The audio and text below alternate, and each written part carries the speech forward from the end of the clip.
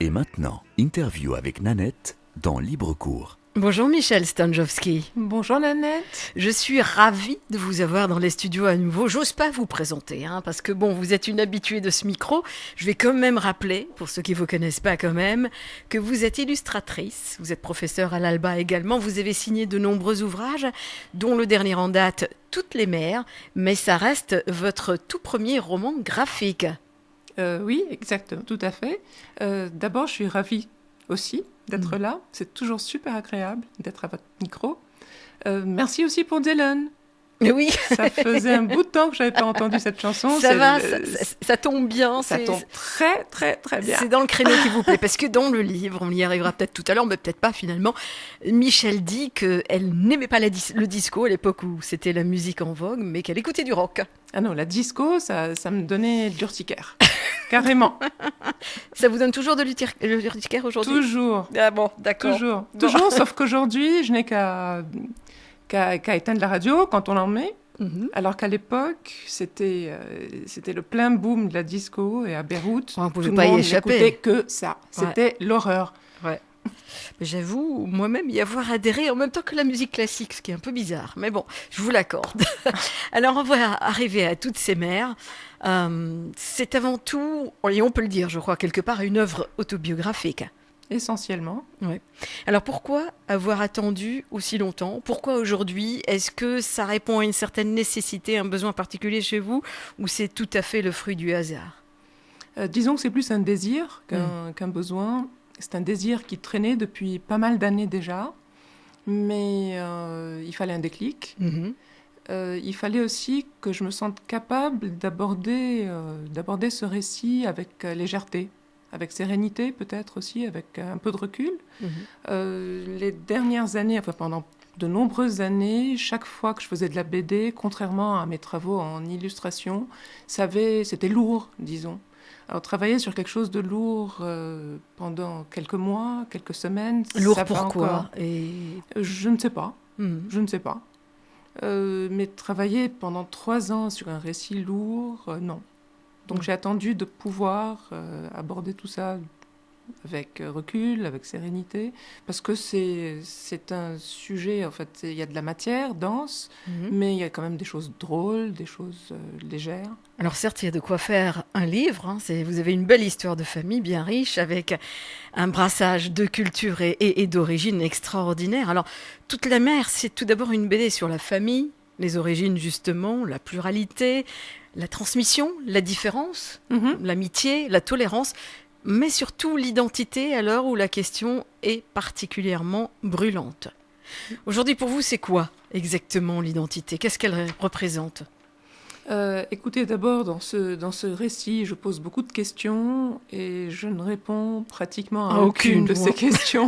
Donc, de toute façon, est-ce qu'on répond jamais aux questions essentielles de la vie ? Je crois que la plus grande démarche, c'est de se les poser. Après, c'est très rare qu'on trouve la réponse. Justement, en tout cas pas dans les BD. Non, mais même ailleurs. Si je prétendais répondre à toutes ces questions, j'aurais fait autre chose que de la BD, probablement. Vous pensez que quelqu'un y ait répondu vraiment ? On est toujours dans la même quête, justement. Ouais. Je ne crois pas, ou bien alors je ne comprends pas trop les réponses. C'est ce qui revient au même. Non, en fait, les identités, en fait, ce que je termine l'album, en tout cas, sur un refus des identités imposées. Je trouve que chacun a le droit de décider qui il est, quand il l'est, dans quelle mesure il est ceci ou cela, et voilà.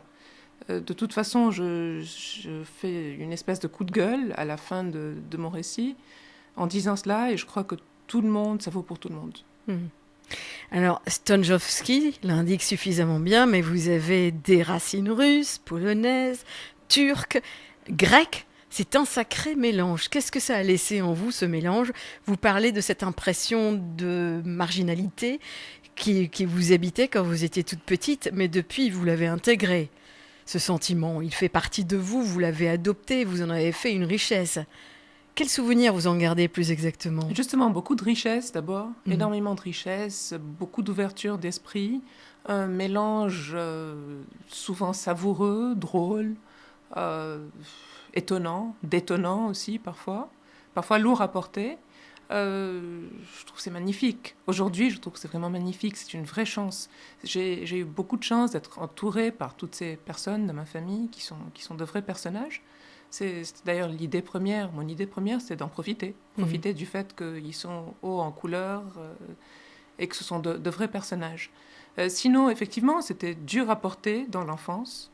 Parce que dans l'enfance, on a envie d'appartenir. On a un besoin d'appartenance on n'a pas très envie grand. de différence, ça c'est sûr. Justement. Donc c'est plus le fit-in que le stand-out qui compte quand on est enfant. Et puis petit à petit, on se rend compte que bon, c'est pas mal de ne pas être dans un moule non plus. Et je n'ai jamais été dans un moule. Alors, ce qui est intéressant dans le livre, c'est que, bon, c'est pas l'exutoire, ce livre, au contraire. C'est l'aboutissement d'une réparation qui s'est installée au cours d'une vie, d'une voie que vous avez trouvée avec toutes ces identités que vous avez réunies et qui font ce que vous êtes aujourd'hui.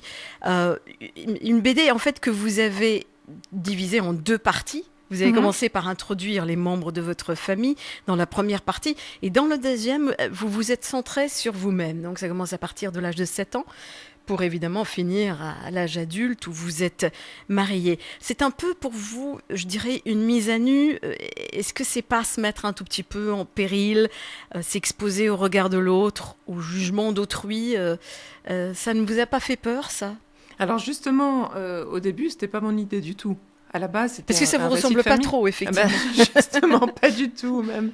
Et je me suis prise à mon propre piège parce que à la base, c'était un récit de filiation. Je voulais raconter l'histoire de ma famille et puis déboucher le temps de quelques pages, de quelques planches sur moi et sur ce qu'ils m'ont donné. Voilà. Et puis petit à petit, je me suis rendu compte que la filiation, la transmission, l'appartenance, les identités multiples, j'y tenais quand même. Je tenais quand même à en parler. Et puis je me suis retrouvée en train, non pas de raconter ma vie, parce que c'est pas ce que je fais, mais de parler de ces thèmes, de mettre en scène ces thèmes à travers différents épisodes. Et bon, quand on est à sa table de dessin, on ne pense pas trop à ce que ça va donner plus tard. On ne se rend pas vraiment compte que, oui, il y a des milliers de personnes qui vont quand même lire tout ça. Qui vont s'intéresser à ma vie. Bon, je crois que je l'ai fait quand même avec pas mal de pudeur. Je fais beaucoup pas de d'étalage. Oui, non, justement. Oui. Ben, c'est pas le thème central, finalement, raconter votre vie. C'est ce qui gravite autour. Alors, ce grand-père russe, qui est très important pour vous, et qui balade son accent russe avec aisance. Avec aisance, justement. Il vous a beaucoup donné. Énormément. Énormément, parce que c'est quelqu'un à qui je ressemble beaucoup, d'abord, avec qui je communiquais merveilleusement bien, sans beaucoup parler, parce qu'il ne s'exprimait pas beaucoup, il ne parlait pas beaucoup, qui m'a appris, et d'ailleurs je le montre à plusieurs reprises dans mon album, à travers les pages où je me représente dans son atelier. Et ce sont des pages qui se répètent à plusieurs reprises, à mes différents âges, et sans que je change ni la mise en page, ni le cadrage. C'est juste la taille de ma table, de ma petite table qui est à côté dans son atelier, qui grandit. C'est aussi un fan inconditionnel de vos dessins. Oui, justement. Un peu trop. Bon, un peu trop. C'est lui qui vous a donné le coup de pouce, qui vous a encouragé. Il m'a beaucoup encouragé. Et il m'a surtout donné le goût de travailler tranquillement, seul, lentement, avec persévérance. Bon, c'est surtout ça. Et ce grand-père russe, il avait envie de revoir sa Russie natale. Il en avait très envie. Et puis j'ai assisté à ces déceptions, et puis à la disparition progressive de ce rêve, de cet espoir, justement. C'est quelqu'un qui était d'une ouverture d'esprit incroyable. C'est quelqu'un qui a vu son père et ses frères tués devant ses yeux, devant lui. C'est quelqu'un qui a perdu son pays, et ça, à cause de la révolution communiste, qui a été chassé de son pays par les bolcheviks, et qui était quand même, pour moi, sans le dire, quelqu'un de gauche, avec des valeurs et des idées de gauche. Bon, il avait beau dire... Que vous avez un peu épousé dans votre jeunesse, finalement, non? Oui, certainement. Ouais. Certainement. Ouais. Et ce grand-père, je veux dire, au-delà de ce qu'il était, lui, comme personnage, il vous a appris quoi exactement? Il m'a appris à me calmer. Il vous a pas appris le russe, apparemment. Ah, pas du tout. C'est bien Pas dommage. du tout. Oui. Il m'a appris à communiquer autrement qu'avec les mots. Hmm. Il m'a appris la patience, parce que je suis quelqu'un de très impatient à la base. Donc attendre vers la patience, vers plus de patience, plus de tolérance aussi. Il m'a appris, je sais pas, le goût des petites choses, le goût, les saveurs. Il m'a appris à écouter aussi. C'est important, il m'a ça. transmis beaucoup de curiosité. Hmm. Une curiosité, c'est-à-dire qu'il avait une bibliothèque d'une richesse incroyable, vraiment incroyable. Et il m'a donné goût aux livres, à l'histoire de l'art aussi, très tôt, très tôt. Vous parlez aussi de votre grand-mère, de son humour. Ah oui, elle était drôle, celle-là. C'est drôle. Bah, vous la communiquez, cette espèce d'humour que vous... Non, mais elle était nettement plus drôle que moi. Nettement plus drôle que vous. Ouais. Alors, tout ce beau monde qui vient d'un peu partout s'est installé à Beyrouth. Par quel concours de circonstances? Ben, justement, ils ont été pratiquement aimantés par Beyrouth. Donc, il y a eu différentes raisons qui les ont poussés à venir s'installer ici. Mon grand-père, justement, dont on parlait tout à l'heure, le russe, c'est parce que le cadastre libanais avait offert un certain nombre de Russes blancs qui étaient de très bons topographes, des postes et la nationalité libanaise, vu qu'ils étaient apatrides à l'époque. Mon arrière-grand-père italien est venu pour d'autres raisons. Il est venu parce qu'il avait le goût de l'aventure et que il savait qu'il y avait beaucoup d'hôtels qui s'ouvraient, entre autres le Phénicia et le Saint-Georges. Et comme il était orfèvre, il s'est dit qu'il y avait du travail à faire. Il était orfèvre du sultan à Istanbul et il s'est dit que ce serait pas mal de venir ouvrir quelque chose à Beyrouth. Alors, tout le long du livre, vous parlez justement de Beyrouth, de cette ville que vous aimez, mais qui vous donne toutes les raisons et toutes les envies de la quitter. Et ce sera comme ça jusqu'au bout. C'est encore pareil aujourd'hui pour vous? Moins, beaucoup moins, parce que, bon, avec l'âge, je suis un peu plus tolérante quand même. Ça s'apprend, la tolérance. Et donc, je supporte. Et puis, j'ai apprivoisé cette ville. C'est devenu la mienne. Je suis devenue libanaise déjà, en me mariant, et surtout en ayant des enfants. Donc, c'est un petit bout de papier, mais ça compte quand même. Ça compte. Ouais, Et donc, je me sens beaucoup plus appartenir à ce pays aujourd'hui qu'il y a 30 ans, qu'il y a 20 ou 30 ans. Et donc, j'ai nettement moins envie de partir. Alors, cette identité libanaise, justement, vous la revendiquez haut et fort dans le livre. Oui, je la revendique parce que je me suis battue pour l'intégrer. Pour l'intégrer, justement. Ouais. Donc, on va quand même pas m'ôter ça. Non, on ne comptait pas. Alors, vous, l'illustratrice, vous avez choisi des dessins simples, comme épurés, si j'ose dire, qui mettent le texte, cette fois-ci, en exergue plutôt que le contraire. Est-ce que c'est le dessin qui a servi la plume ou c'est quand même la plume qui continue de servir le dessin pour vous? On dirait que ça a bien fusionné cette fois. Ben, c'est les deux. C'est la magie de la bande dessinée, justement. C'est-à-dire qu'on passe de l'un à l'autre souplement, sans trop se poser de questions. C'est quand on comprend, quand on connaît, quand on maîtrise aussi un peu le fonctionnement des codes de la bande dessinée, on passe très souplement du texte au dessin. Donc, quand on a besoin de texte, on en met. Mais vous, d'habitude, c'est plus le dessin quand même. C'est plus le dessin, mais je crois que j'ai une approche de la bande dessinée assez littéraire quand même. Oui, là c'est clair. Oui, c'est assez littéraire, donc j'ai parfois tendance à moins mettre en scène. D'ailleurs, la première partie est très peu mise en scène. Elle est plus narrative. Et dans la deuxième partie, qui occupe les 3/4 de l'album, finalement, c'est beaucoup plus mise en scène. Donc il y a moins de texte, plus d'images et de dialogues, plus de séquences. Plus de belles phrases. Pleines d'émotions. Je vais en citer une, par exemple. Je traverse mes 2 dernières semaines à Athènes comme suspendue dans un état second. j'ai décidé que le temps était élastique et que si je ne pouvais ni l'arrêter ni le nier, il m'était tout à fait possible de l'étirer. Mhm. C'est simplement dit, mais c'est très joli quand même. C'est quelque chose que j'ai ressenti exactement comme ça.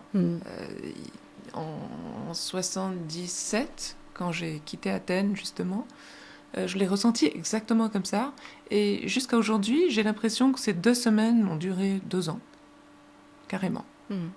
Et la bande dessinée a ceci de magique qu'on peut l'exprimer. En fait, vous avez lu la phrase, mais bon, à la radio, on ne peut pas voir la planche. Non, on ne peut pas voir la planche. Mais ni la façon dont les mots sont disposés.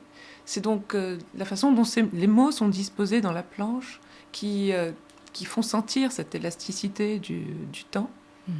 Les silences aussi, et puis la forme des cases. Et c'est quelque chose qu'on peut faire en bande dessinée, et pas dans un autre moyen d'expression. Au cinéma, le spectateur suit l'image. Un plan, une image chasse l'autre. Oui. Alors qu'en bande dessinée, on a le rythme de lecture qu'on veut. Et puis surtout, on a les cases qu'on veut, les formes de cases qu'on veut. Ah bah justement. Elles sont très différentes d'une page à l'autre. Justement. Alors là, pour le coup, cette fois-ci, c'était des crayons de couleur pour les planches ? Oui, alors vous disiez tout à l'heure que c'est un dessin simple. Effectivement, c'est une ligne assez simple, assez épurée.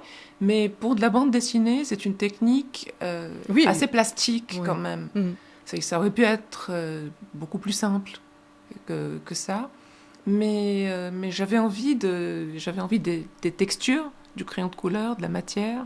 J'avais envie aussi qu'il n'y ait pas de coupure par rapport à ma pratique de l'illustration. Et puis, le crayon de couleur, c'est quand même l'enfance. Et comme je parle beaucoup d'enfance dans ce récit, voilà, c'est aussi un outil qui est spontané, qui est très spontané, où la distance entre l'intention et le geste est assez courte. Alors, justement, en parlant des dessins, c'est surtout les pastels qui dominent, mais qui savent céder la place aux couleurs fortes. Par exemple, quand il s'agit du déclenchement de la guerre civile. Là, à ce moment-là, on est frappé par la différence de couleurs. Vous vous servez donc des couleurs pour exprimer un univers ou un autre, en l'occurrence. Pastel et tendre pour l'enfance, puis plus sérieux ailleurs. La guerre, pour vous, ça a été marquant quand même dans ce livre, comme dans d'autres. Ah bien sûr, ouais. Ça l'a été pour tout le monde, absolument pour tout le monde à Beyrouth. La couleur, justement, je l'utilise pour donner une identité visuelle à chaque partie. Et il est évident que ce ne sont pas les mêmes couleurs pendant la guerre. Il y a plus de rouge, plus de gris aussi, c'est plus violent, c'est moins doux. Et j'ai conçu un peu le livre dans ce sens, un peu comme l'habillage graphique d'un magazine. Quand on le feuillette, on sent qu'on est dans telle partie et pas dans telle autre. Alors justement, cette guerre, vous l'avez vue éclater, et à l'époque, c'était donc l'étrangère en vous qui regardait, puis s'impliquait. Aujourd'hui, avec le recul, quel regard vous lui portez ? J'y ai pas compris grand-chose. Non, mais quelle trace elle a laissée en vous ? Oh là là, c'est pas une question facile, ça, non, Nanette. Non. Je sais qu'à l'époque, en tout cas, j'ai ressenti le besoin d'être impliquée. D'être impliquée comme je n'étais pas nécessairement partisane d'un bord, d'un autre ou d'un troisième, enfin il y en avait beaucoup. Je me suis impliquée, j'avais besoin d'être dans l'action et de ne pas être uniquement spectatrice. Donc je me suis engagée d'abord dans le comité de mon quartier, ensuite à la Croix-Rouge. Et d'une certaine manière, ça m'a permis d'accepter l'absurdité. Toutes ces dérives. L'absurdité, les dérives, et puis justement. Et j'espère que je l'ai dit assez clairement dans les pages de mon livre. Je ne l'ai pas fait, je l'ai fait égoïstement. Quand je me suis engagée, c'était vraiment égoïste. Pour vous sentir utile, vous le dites. Pour me sentir utile, justement. Et pour supporter la peur. Alors, en reparlant de cette identité, vous dites à un moment donné dans le livre, comme beaucoup de Libanais, parce que c'est effectivement une problématique que les Libanais connaissent à cause de cette double culture à laquelle nous appartenons. Vous dites, je vis à cheval entre deux mondes et je me construis des passerelles.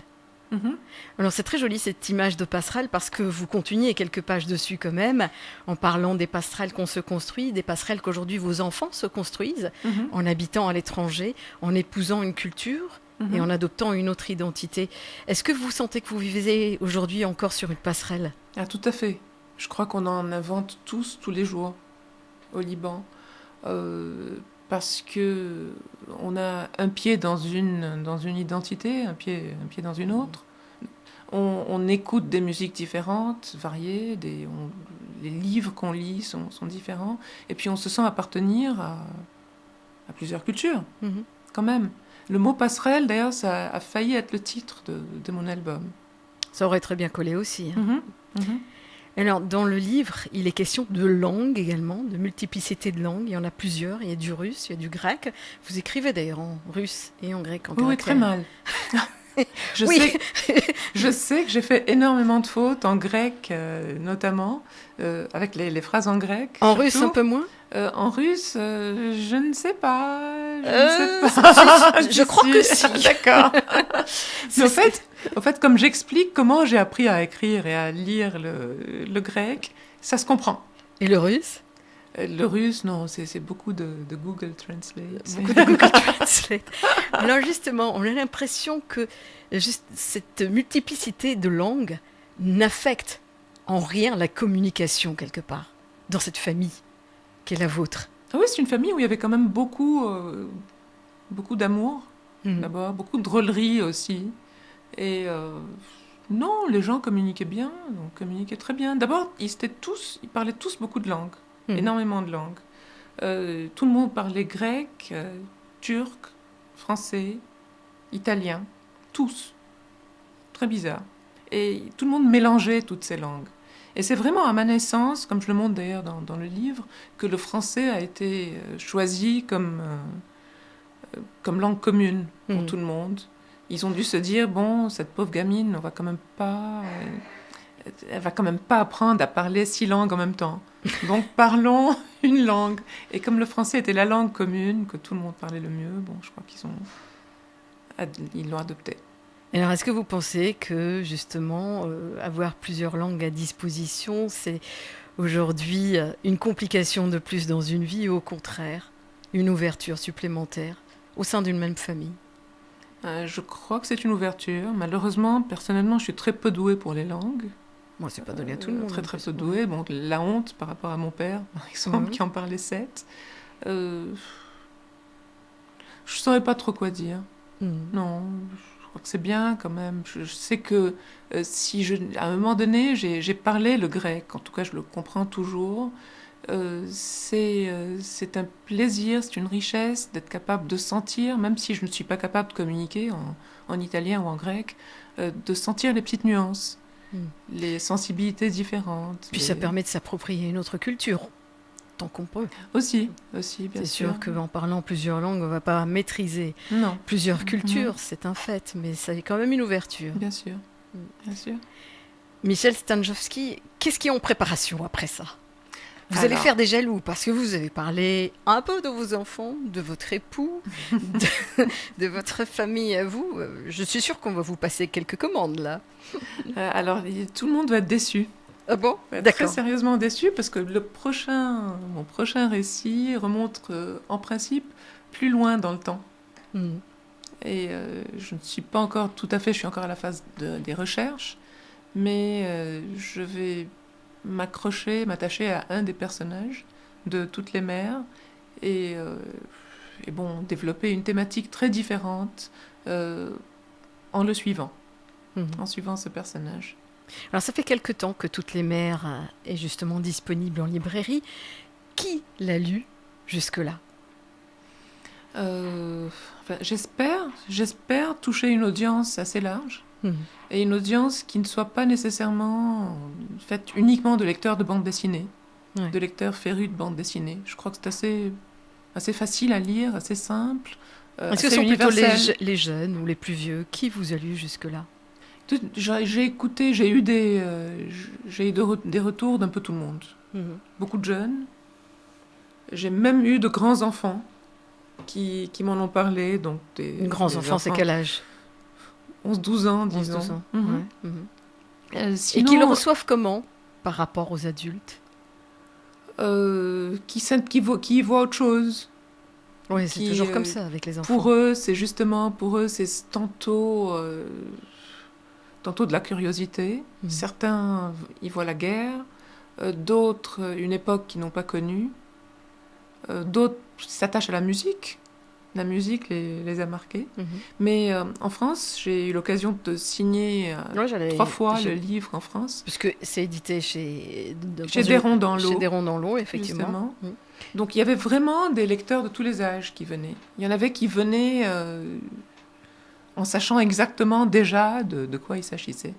Alors votre livre a plu en France parce que je me suis amusée à aller sur les réseaux sociaux pour voir un tout petit peu ce qu'on avait écrit à propos de cette BD. Elle a énormément plu.